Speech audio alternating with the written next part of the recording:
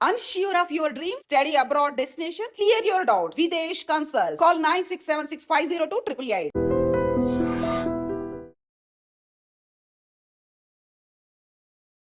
Hello guys, welcome back to iDream media. ఈరోజు మనతో ఉన్నారు హైకోర్టు అడ్వకేట్, అలాగే ఇమిగ్రేషన్ లాయర్ అయిన పృథ్వీ గారు. ముఖ్యంగా మన ఇండియన్ స్టూడెంట్స్ ఎవరైతే అమెరికాలో చదువుకుంటూ ఉన్నారో వాళ్ళు చేసే కొన్ని పనుల వల్ల ఇబ్బందులు పడే అవకాశానికి దారితీస్తున్నాయని చెప్పొచ్చు. వాటిలో ముఖ్యంగా సోషల్ మీడియాని వాళ్ళు యూజ్ చేసే విధానంలో ఉండొచ్చు. రెవల్యూషనరీ పోస్టులు చేయడం, అక్కడ కంట్రీలో ఏ గవర్నమెంట్ అయితే రూలింగ్ ఉందో ఆ గవర్నమెంట్ మీద అపోజిషన్గా మీరు చేసే పోస్టులు మీ కెరీర్కే ప్రమాదం తీసుకొచ్చే విధంగా మారుతున్నాయి. కాబట్టి వాటిని మీరు ఏ విధంగా హ్యాండిల్ చేయాలి, జాగ్రత్తలు ఎలా తీసుకోవాలనే విషయాలపై ఈరోజు ఎపిసోడ్. నమస్కారం సార్. నమస్తే సార్. అమెరికాలో చదువుకుంటున్న స్టూడెంట్స్, ముఖ్యంగా చదువుకుంటున్న ఇండియన్ స్టూడెంట్స్ అనేవాళ్ళు ఎంత కాదనుకున్న సోషలిస్ట్ భావాలతో ఉంటూ ఉంటారు, కొంతమంది రెవల్యూషనరీ భావాలతో ఉంటారు. వాళ్ళు ఏదైనా ఇల్లీగల్ ఇమిగ్రెంట్స్ అని, లేకపోతే ఇమిగ్రెంట్స్ అని, అందులోనూ ముఖ్యంగా ట్రంప్ ఇప్పుడు తీసుకున్న డెసిషన్స్ అనేవి చాలా హార్ష్గా అనిపించడం వల్ల వాళ్ళు సోషల్ మీడియాలో కొన్ని పోస్టులు పెడుతూ ఉన్నారు. బట్ మన కంట్రీ కన్నా చాలా అడ్వాన్స్డ్ ఉంటుంది ఆ కంట్రీ సోషల్ మీడియాని మెయింటైన్ చేయడంలో.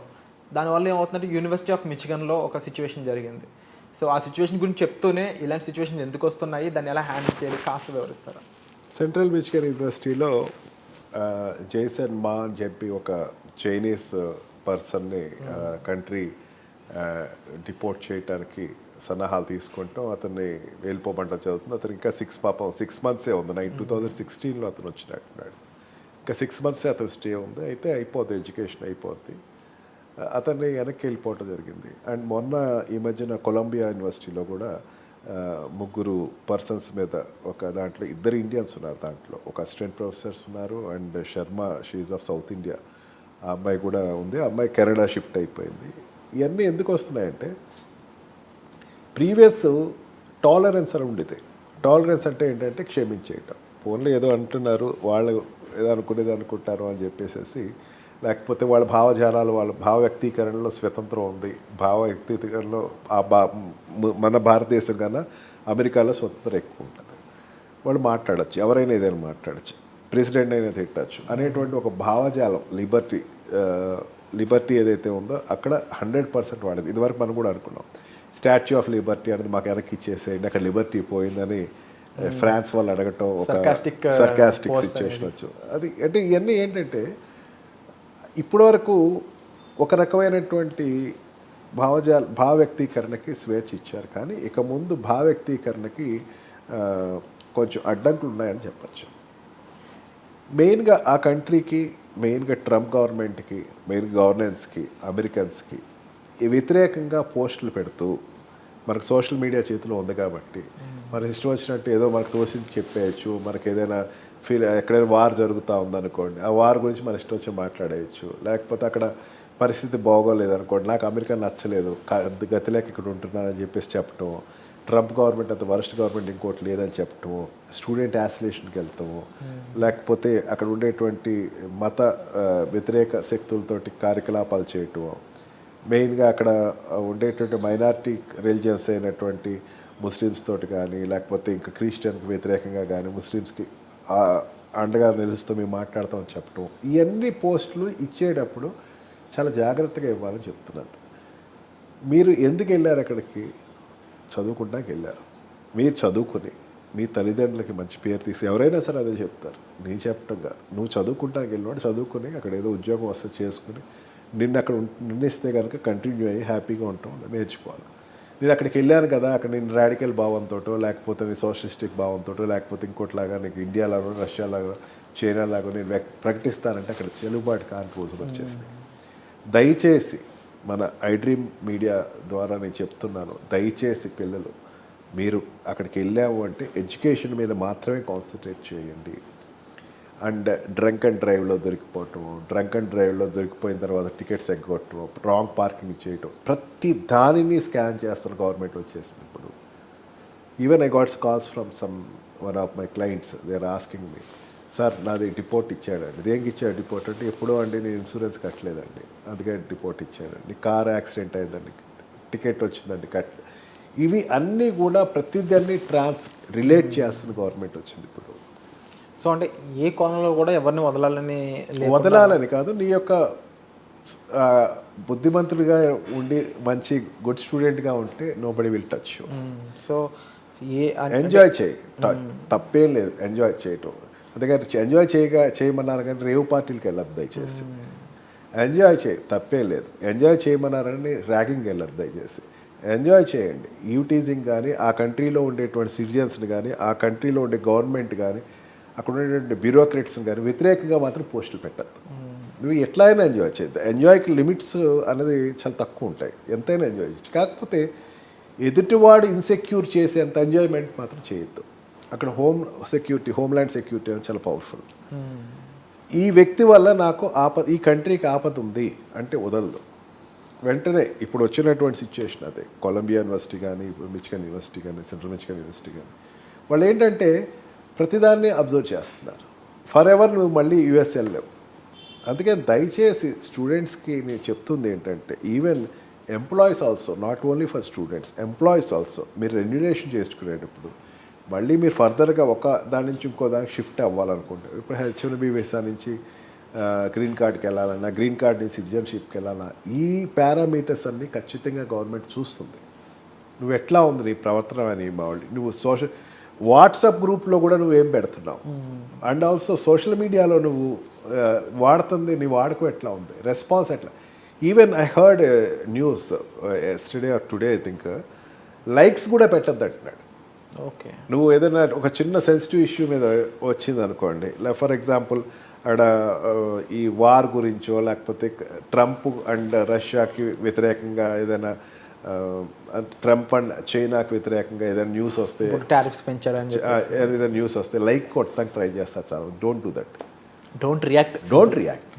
సి, ఎంజాయ్, చూడండి, తప్పే లేదు. కాకపోతే రియాక్ట్ అయిపోయి నీ భావాన్ని వ్యక్తం చేసి సపోర్ట్ ఇవ్వకండి. It is not an election, it is not an voting time, it is a cautious time. చాలా కాషియస్గా ఉండి నువ్వు ఎంత ఉండగలిగితే అంత. ఎందుకంటే చాలా కంట్రీస్ ఉన్నాయి విరాట్, చాలా కంట్రీస్ వాళ్ళు ఈ రకంగా చేస్తున్నారు. నేను ఎందుకంటున్నానంటే, కొన్ని రిలిజియన్ కంట్రీస్, కొన్ని రిలీజియస్ ఓరియంటెడ్ కంట్రీస్, కొన్ని కమ్యూనిస్ట్ బేస్డ్ కంట్రీస్, లేకపోతే కొన్ని సోషలిస్టిక్ భావాలు ఉన్నటువంటి కంట్రీస్, కొన్ని అమెరికా వ్యతిరేకించే కంట్రీస్ ఈ రకంగా వాళ్ళ స్టూడెంట్స్ మా కంట్రీకి వ్యతిరేకంగా మాట్లాడుతున్నాడు కాబట్టి అని చెప్పేసి వాళ్ళు ఏం చేస్తారంటే, ఓ నచ్చిందని లైక్ కొడతారు. పక్కన ఉన్నవాడు ఆ కంట్రీకి చెందినవాడు అయితే నువ్వు కూడా లైక్ కొట్టమంటే కొట్టేస్తాడు. కానీ India and America is having a good friendly relation. ఈ రిలేషన్షిప్ ఉన్నప్పుడు నువ్వు ఏదైతే నువ్వు లైక్ కొట్టి, లేకపోతే నువ్వు కామెంట్ చేస్తే నీ కంట్రీని అది డౌన్ చేస్తున్న సంగతి మర్చిపోద్ది దయచేసి. We are got good relationship. మొన్న కూడా మన ప్రధానమంత్రి అక్కడికి వెళ్ళటం, ట్రంప్ ఇప్పటికీ ఎప్పుడైనా సరే తన ఇండియాని ఎగ్జాంపుల్గా చెప్తా, పాజిటివ్ ఎగ్జాంపుల్ చెప్తా, నెగిటివ్ ఎగ్జాంపుల్ ఇప్పటివరకు చెప్పాల. అంటే ఇద్దరికి కంట్రీస్కి రిలేషన్షిప్ బాగుంది. మన పాకిస్తాన్ తోటి మనం వార్స్ నడుస్తుంటా ఉంటాయి, లేకపోతే డైలాగ్స్ నడుస్తూ ఉంటాయి. పాకిస్తాన్ వ్యతిరేకంగా ట్రంప్ నడుపుతున్నాడు. ఈ దానిని నువ్వు వచ్చి లేదు నా ఫీలింగ్ డిఫరెంట్గా ఉంది, నేను నీకు వ్యతిరేకం అని చెప్పి లైకులు కొట్టడం, ఇవన్నీ దయచేసి చేయకండి. సోషల్ మీడియాని ఎంత తక్కువ వాడితే అంత మంచిది. వాడండి, చూడండి, యూట్యూబ్ చూడండి, లేకపోతే ఫేస్బుక్ చూడండి, లేకపోతే ఇన్స్టా చూడండి. కానీ లైకులు కొట్టేసేసి, దానిని హార్ట్ సింబల్ కొట్టేసేసి, లైకులు కొట్టేసేయటం వల్ల అబ్జర్వ్ చేస్తున్నాడు. వాట్సాప్ ఎక్స్చేంజ్ ఏమైనా చేసుకుంటే కనుక కొన్ని ప్రొహిబిటెడ్ గ్రూప్స్లో నువ్వు జాయిన్ అయ్యి, లేకపోతే ఒక grouping against to the country democracy, అక్కడ ఉండేటువంటి లిబర్టీని కానీ, లేకపోతే గవర్నెన్స్ క్వశ్చన్ చేసేటువంటి వాట్సాప్ గ్రూప్స్లో దయచేసి జాయిన్ అవ్వకండి. ప్రతిదీ అండర్ వాచ్ అవుతూ ఉంది. సో అలాంటి టైంలో కూడా మన స్టూడెంట్స్, ముఖ్యంగా ఇండియన్ స్టూడెంట్స్ అనేవాళ్ళు చాలా జాగ్రత్తలు తీసుకోవాల్సి ఉంటుందండి. అండ్ మీరుకి ఇన్ కేస్ ఏదైనా మీకు డౌట్ ఉంది, పలానా ఈ సిచ్యువేషన్ జరిగింది నా లైఫ్లో, బట్ దాన్ని ఎంతవరకు గవర్నమెంట్ పరిగణిస్తుంది లేదు, నేను దాని మీద మీకు ఒక విషయ అవగాహన కావాలనుకున్నట్లయితే డిస్ప్లే అవుతున్న నెంబర్స్కి మీరు కాల్ చేసి పృథ్వీ గారికి ఆ విషయం గురించి మీరు ఎక్స్ప్లెయిన్ చేయొచ్చు. దాన్ని బట్టి ఒక ప్రొఫెషనల్గా, ఒక ఇమిగ్రేషన్ లాయర్గా ఆయన మీకు సజెషన్ ఇవ్వడం, దాని నుంచి ఎలా బయటపడడం అయి ఉండొచ్చు, దాని లేకపోతే మీకు అక్కడ ఎలా సేఫ్గా ఉండడం అయి ఉండొచ్చు, ఎలా ఉండాలి అనే విషయాలపై తెలియజేయడానికి మంచి ఇన్ఫర్మేషన్ అయితే ప్రొవైడ్ చేస్తారు. పేరెంట్స్ చూస్తున్న పేరెంట్స్ అయి ఉండొచ్చు, అంటే డైరెక్ట్గా స్టూడెంట్స్ చూస్తున్నా సరే, మీరు ఒక రైట్ ప్రొఫెషనల్ కింద మీరు జాగ్రత్తలు అనేది తీసుకున్నట్లయితే ఆ కంట్రీలో కాస్త సేఫ్గా లీవ్ చేయడానికి స్కోప్ అనేది దొరుకుతుంది. అండ్ పృథ్వీ గారు, డెఫినెట్లీ చాలామంది స్టూడెంట్స్ అనే కాదు, పెద్దవాళ్ళు కూడా ఒకసారి తెలియకుండా కాస్త భావోద్వేగానికి లోన్ అవుతూ ఉంటారు. ఏదైనా కంట్రీ మీద, ఇప్పుడు చైనా మీద 204% ఎంతో ఇంకా హైయే టారిఫ్స్ విధిస్తున్నప్పుడు ఒక చైనా స్టూడెంట్ నా కంట్రీ మీద ఇంతలా చేస్తున్నప్పుడు అదొక భావోద్వేగంగా కనిపించి ఉండొచ్చు. అదే పరిస్థితి ఇంకొక ఇండియన్ స్టూడెంట్కి రాదు అని చెప్పట్లేదు, కానీ సిచ్యువేషన్స్ అనేవి ఒక్కోసారి ఎమోషన్ కారణంగా దాటితే అది కెరీర్ మీద ఫోకస్ మారుతుంది. కాబట్టి గవర్నమెంట్కి మనం జాగ్రత్తగా ఉండాల్సిన సిచ్యువేషన్ ఇదని మీరు చెప్పడంలో ఎటువంటి డౌట్ లేదు. అయితే చాలామంది స్టూడెంట్స్ అనేవాళ్ళు వాళ్ళ పేరెంట్స్ అనేవాళ్ళు భయపడుతూ ఉంటారు, ఇలాంటి సిచ్యువేషన్స్ ఉన్నాయి. ఆల్రెడీ మీరు ఇందాక చెప్పారు ఆయన 6 months ఉంది ఇంకా అని. కొంతమందికి 1 year ఉండొచ్చు, కొంతమందికి 2 years ఉండొచ్చు, కొంతమంది ఇప్పుడే వెళ్ళి ఉండొచ్చు అన్ఫార్చునేట్లీ. సో వాళ్ళందరూ కూడా జాగ్రత్తగా ఉండడానికి మీ సైడ్ నుంచి అలాంటి విషయాలు ప్రొవైడ్ చేస్తారు. నేను ఏమంటున్నానంటే when you justify that self, నేను ఒక పోస్ట్ పెట్టాను, అది తప్పు లేదు. నేను ఒక కేసు ఫైల్ అయింది, నాది కంప్లీట్ అయిపోయింది, ఇది ఏదైనా ఉంటే కనుక immediately approach to the local advocates.